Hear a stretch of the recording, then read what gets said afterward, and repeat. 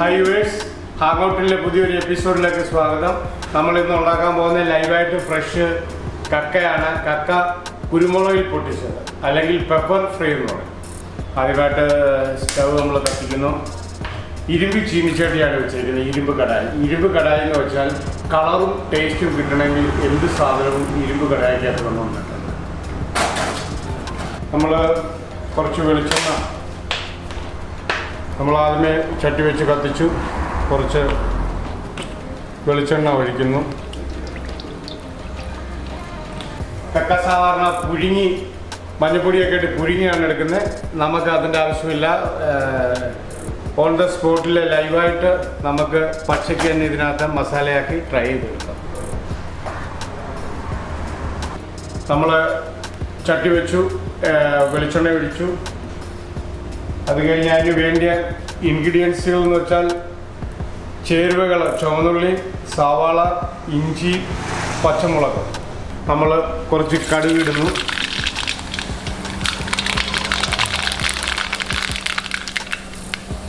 ഒരു 2-3 പീസ് വറ്റൽമുളക് ഇടുന്നു. ചേരുവകളെന്ന് വെച്ചാൽ ഇത് ഇഞ്ചിയാണ്. ഇഞ്ചി, ചുവന്നുള്ളി, സവാള, പച്ചമുളക്.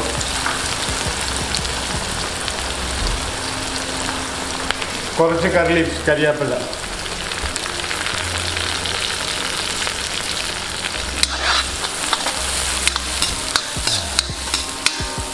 നമ്മൾ കക്ക ഇതിൻ്റെ കൂടെ തന്നെ ഇടുന്നു ലൈവായിട്ട്.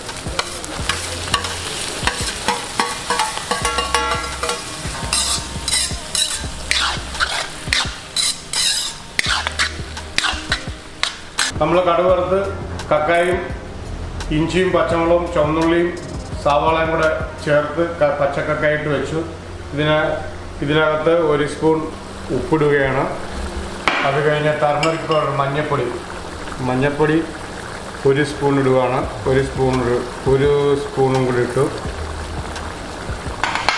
അത് കഴിഞ്ഞ് ഒരു 4 സ്പൂൺ കുരുമുളക് പൊടി. 1, 2, 3, 4 സ്പൂൺ കുരുമുളക് പൊടി,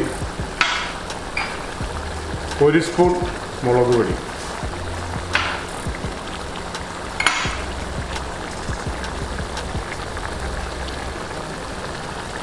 രണ്ട് സ്പൂൺ മല്ലിപ്പൊടി,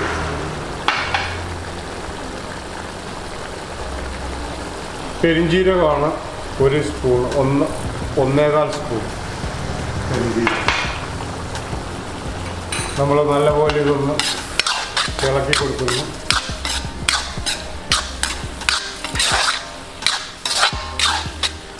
പതിനഞ്ച് മിനിറ്റ് കഴിയുമ്പോൾ കക്ക പെപ്പർ ഫ്രൈ റെഡിയാണ്.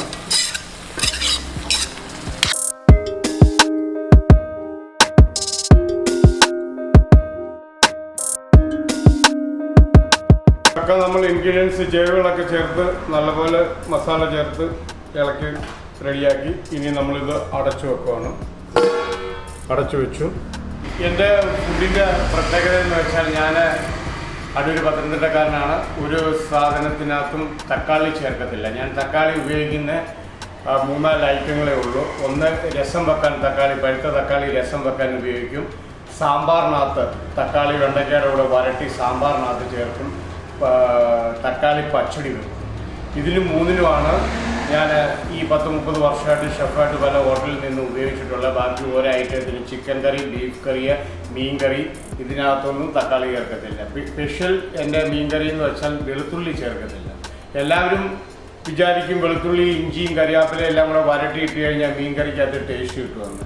ചെറുപ്പം മുതൽ തറവാട്ടിലും അമ്മ പഠിപ്പിച്ചതൊക്കെ വെളുത്തുള്ളി ഒരു മീൻ കറിക്കകത്തും ചേർക്കത്തില്ല. നിങ്ങൾ ആരെങ്കിലും നമ്മുടെ കസ്റ്റമറോ വ്യൂവേഴ്സോ ആർക്കെങ്കിലും താല്പര്യമാണെങ്കിൽ വെളുത്തുള്ളി ഇടാതെ ഇഞ്ചി ജൂലിയൻ കട്ടിങ് നീളത്തിലരിഞ്ഞ് കരിയാപ്പിലയും ചെറുള്ളിയായിട്ട് വരട്ടി, മുളക് പൊടി, മല്ലിപ്പൊടി അത് മേടിക്കരുത്, വീട്ടിൽ തന്നെ പൊടിച്ചെടുക്കണം. നല്ലപോലെ വരട്ടി ശകലം വെള്ളം ഒഴിച്ച് ഒന്നുകൂടെ വരട്ടി. കുടംപുളി വലിയ പീസായിട്ട് ഒരിക്കലും കറിക്കകത്ത് യൂസ് ചെയ്യരുത്.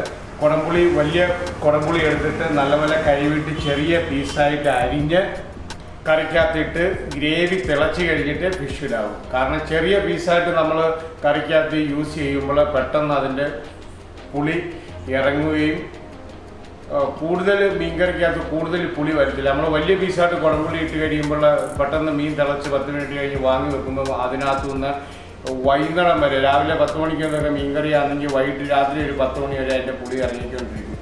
ആ പുളി വലിയ പുളിയെടുത്ത് കഴുകി പിറ്റേ ദിവസം വേണമെങ്കിലും ചിലവർ യൂസ് ചെയ്യും. അത്രയ്ക്ക് പവറുള്ളൊരു സാധനമാണ് കുടംപുളി. അതുകൊണ്ട് എല്ലാവരും കഴുകി ചെറിയ പീസായിട്ട് അരിഞ്ഞ് മീൻകറിക്കകത്തിടാം. വെളുത്തുള്ളി ചേർക്കരുത്. വെളുത്തുള്ളി ചേർക്കാതെ ഒന്ന് കറി വെച്ച് നോക്കും, നല്ല ടേസ്റ്റാണ്.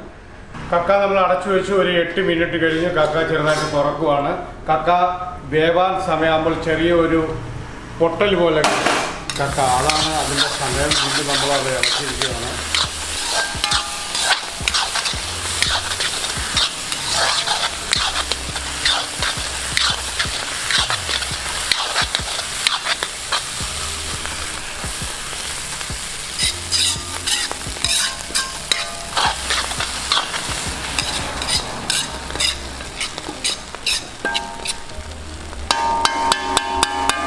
വീണ്ടും നമ്മളത് ഒന്നുകൂടെ അടച്ചു വെക്കുകയാണ്.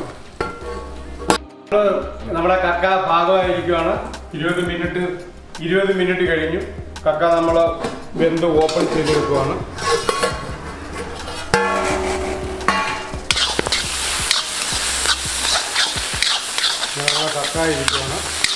കക്ക റെഡിയായിരിക്കുകയാണ്.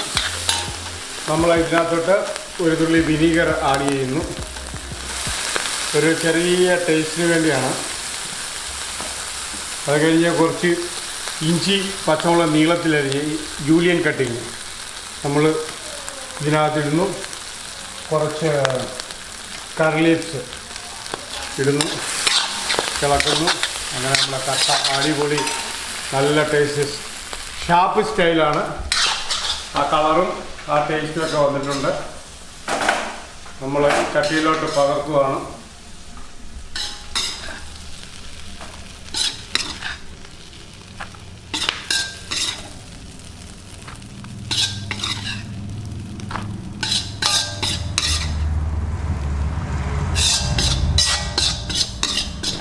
ശർക്കരം പെരിഞ്ചീരകം മേളി നമുക്ക് വിതറി കൊടുക്കാം.